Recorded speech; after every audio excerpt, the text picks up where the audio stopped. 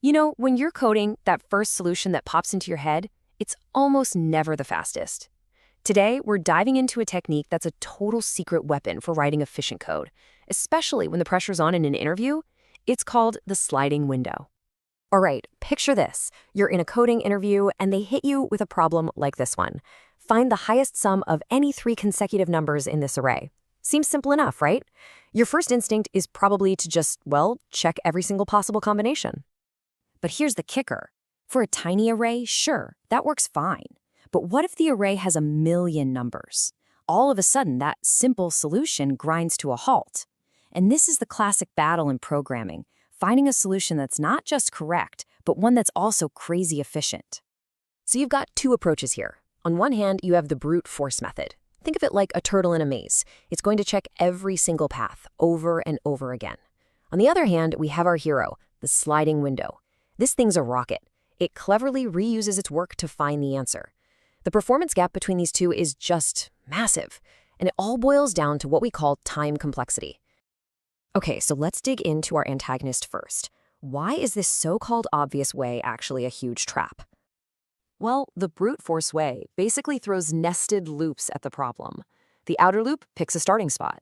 Then, the inner loop chugs along and adds up the next few numbers. Then, the outer loop moves over by one, and the inner loop does all that addition all over again from scratch. Ugh, you can practically hear the wasted CPU cycles. And that right there is its fatal flaw. The method keeps adding up numbers it has already added just a moment ago. It's like trying to count a big pile of coins, but every time you add a new coin, you dump the whole pile out and start counting from zero again. It's just so much repetitive work. And that's exactly what we need to get rid of. Okay, enough about the problem. Let's talk about the hero of our story. It's time to meet the star of today's explainer, the sliding window. So, what is this thing? Basically, the sliding window is just a concept, like a little frame we put over a chunk of our data, an array, a string, whatever. And instead of restarting our work at every single step, we just slide this window along, making tiny, super efficient updates as we go. Okay, let's start with the first type, a fixed-sized window. Let's imagine our window is 3 elements wide. Step 1 is super simple. We just calculate the sum of the very first 3 elements. That's it. We'll hang on to that number and call it our current maximum. Easy enough. But this is where the magic happens. This is the aha moment. To check the next set of 3 numbers, we do not start over. We just slide.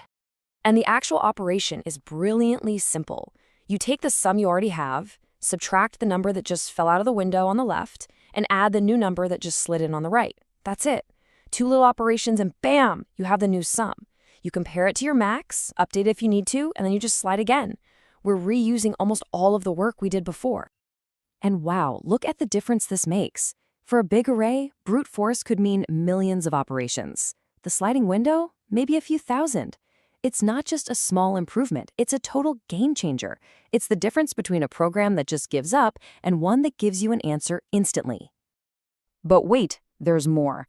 This technique isn't a one-trick pony. It actually comes in 2 main flavors. The fixed size one we just saw, and a more dynamic version called a variable size window. This table gives you a really clean breakdown. A fixed size window, well, it stays the same size.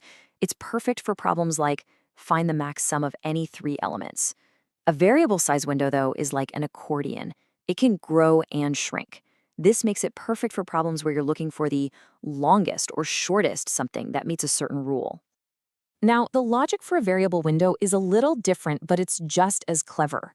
You use 2 pointers, a left and a right. You keep expanding the window by pushing the right pointer forward. At every step, you check if you're still following the rules. If you break a rule, like maybe your sum gets too big, you start shrinking the window from the left until you're valid again. All the while, you're keeping track of the best answer you've seen so far. Okay, so why are we geeking out about all this? Simple. This pattern is an absolute superstar in coding interviews. Let's talk about how you can spot these problems and nail them. So how do you spot one of these problems in the wild? The first clue is always in the wording. When you hear keywords like subarray, substring, or contiguous, especially when they're paired with longest, shortest, or of size k, a little alarm bell should go off in your head.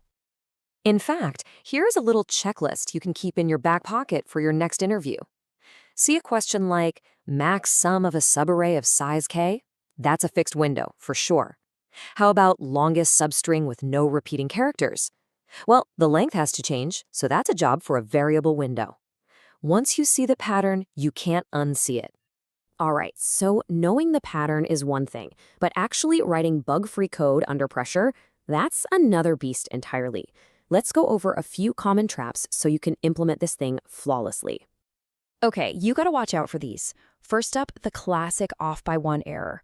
Always double check your window size and your loop boundaries. And please don't forget the edge cases like an empty array. Handle those gracefully.